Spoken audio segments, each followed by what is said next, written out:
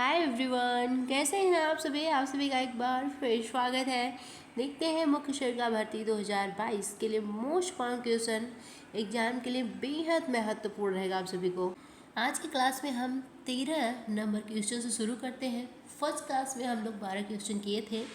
आज का पहला क्वेश्चन है ड्यूरमिंग डे मनाया जाता है। तो ड्यूरमिंग डे कब मनाया जाता है? फर्स्ट ऑप्शन में 9 फरवरी को, बी ऑप्शन में 10 फरवरी, सी ऑप्शन में है 10 जुलाई, डी ऑप्शन में 11 अगस्त। ड्यूरमिंग डे मनाया जाता है, कब मनाया जाता है? 10 फरवरी को। तो फ्रेंड्स, यह ड्यूरमिंग के महत्वपूर्ण जागरूकता के लिए मनाया जाता है 10 फरवरी को। यह कृमि मुक्त दिवस है, ठीक है, कृमि मुक्त दिवस है, मनाया जाता है। यह फ्रेंड्स खासकर 1 से 19 वर्ष के बच्चों के लिए, सबसे कमज़ोर जो होते हैं उनके लिए बताने के लिए, जागरूक करने के लिए ये मनाया जाता है। इसका बी ऑप्शन सही है। अगला क्वेश्चन 14वें नंबर का, अधिकतर गर्भवती महिलाओं में गर्भस्थ शिशु के हिलने डुलने का आभास होने लगता है।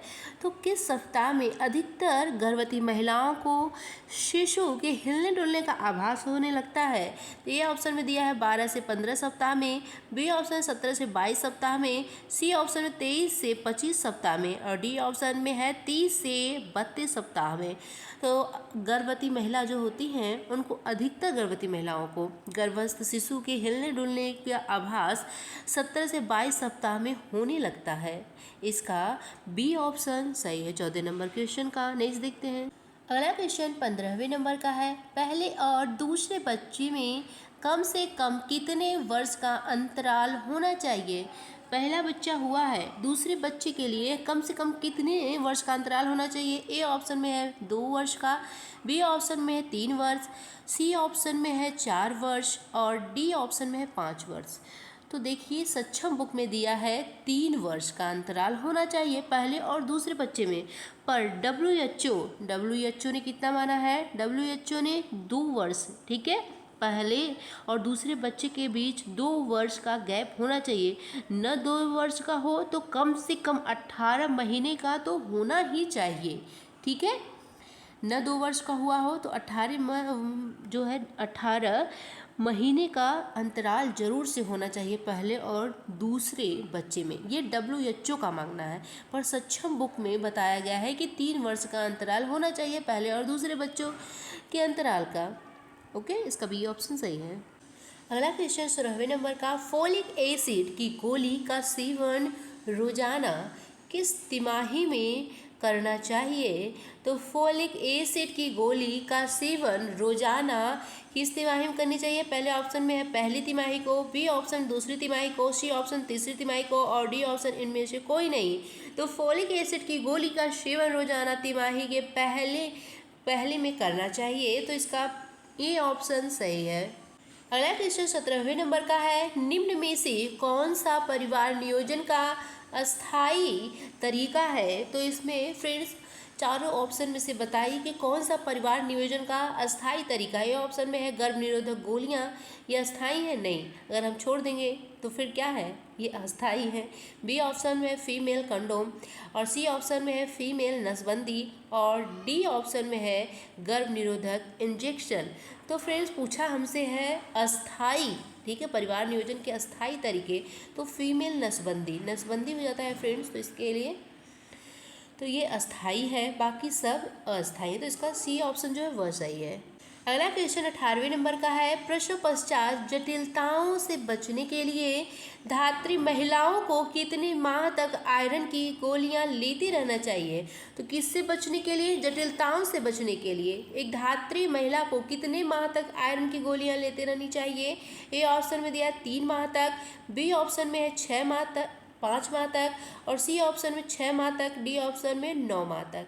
तो प्रसव पश्चात जटिलताओं से बचने के लिए एक धात्री महिला को 6 माह तक आयरन की गोलियां लेनी चाहिए। तो इसका सी ऑप्शन सही है।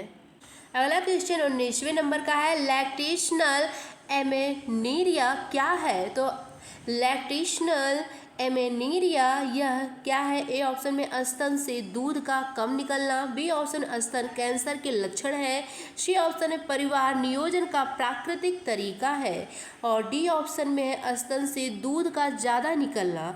तो लैक्टेशनल एमेनेरिया है परिवार नियोजन का एक प्राकृतिक तरीका। क्या है यह? ये परिवार नियोजन का एक प्राकृतिक तरीका है, लैक्टेशनल एमेनेरिया। इसका सी ऑप्शन जो है वह सही है। अगला क्वेश्चन 20वें नंबर का है, बड़ी मात्रा में प्रोटीन का श्रवण होता है। तो बड़ी मात्रा में प्रोटीन का श्रवण होता है कहाँ फ्रेंड्स? ए ऑप्शन में दिया है फोर मिल्क में, बी ऑप्शन में हाइंड मिल्क में, और सी ऑप्शन में कोलेस्ट्रम में, डी ऑप्शन में है ट्रांजिशनल मिल्क में। तो बड़ी मात्रा में प्रोटीन का श्रवण होता है फोर मिल्क में। इसका ए ऑप्शन सही है 20वें नंबर क्वेश्चन का। नेक्स्ट देखते हैं। अगला क्वेश्चन है, बाल विवाह समाप्त करने का उपाय है। तो कौन सा उपाय बाल विवाह समाप्त करने का अच्छा है? ए ऑप्शन है शिक्षा का प्रचार व प्रसार, बी ऑप्शन है दहेज पर प्रतिबंध कानून लगाए जाए, सही निर्णय लेने में सक्षम हो, उपयोग सभी। तो बाल विवाह समाप्त करने के उपायों में शिक्षा का प्रसार यह सही है, दहेज पर प्रतिबंध कानून लगाया जाए और सही निर्णय लेने में सक्षम भी हो, तो उपयुक्त सभी जो है वो बाल विवाह समाप्त करने का उपाय है। नेक्स्ट क्वेश्चन देखते हैं। अगला क्वेश्चन है, निम्न में से कौन सामाजिक नियंत्रण का स्वरूप नहीं है? इस चारों ऑप्शन में से हमें बताना है कि सामाजिक नियंत्रण का स्वरूप नहीं है। तो सामाजिक नियंत्रण के स्वरूप कौन कौन से हैं? पहले ऑप्शन में दिया चेतन और अचेतन, बी ऑप्शन में सहयोग और संघर्ष, सी ऑप्शन प्रत्यक्ष और अप्रत्यक्ष, डी ऑप्शन सकारात्मक और नकारात्मक। कौन कौन से हैं सब? तो फ्रेंड्स इसमें चेतन और अचेतन यह सामाजिक नियंत्रण का स्वरूप है, प्रत्यक्ष और अप्रत्यक्ष है, संगठित और असंगठित भी है। ठीक है, संगठित और असंगठित ये भी है। ठीक है, और है सकारात्मक नकारात्मक भी है, औपचारिक और अनौपचारिक भी है, पर सहयोग और संघर्ष यह सामाजिक नियंत्रण का स्वरूप नहीं है। ठीक है, सहयोग संघर्ष जहाँ रहेगा वहाँ कहाँ पर सामाजिक नियंत्रण रहेगा, पर चेतन और अचेतन, प्रत्यक्ष और अप्रत्यक्ष, सकारात्मक और नकारात्मक, संगठित और असंगठित, औपचारिक अनौपचारिक, यह सब सामाजिक नियंत्रण के स्वरूप है। तो इसका बी ऑप्शन जो है वह सही है। अगला क्वेश्चन है, भारत में मताधिकार की न्यूनतम आयु क्या है? बताइए कि भारत में मताधिकार देने की न्यूनतम आयु कितनी? ए ऑप्शन में 18 वर्ष, बी ऑप्शन 19 वर्ष, सी ऑप्शन 20 वर्ष और डी ऑप्शन 21 वर्ष।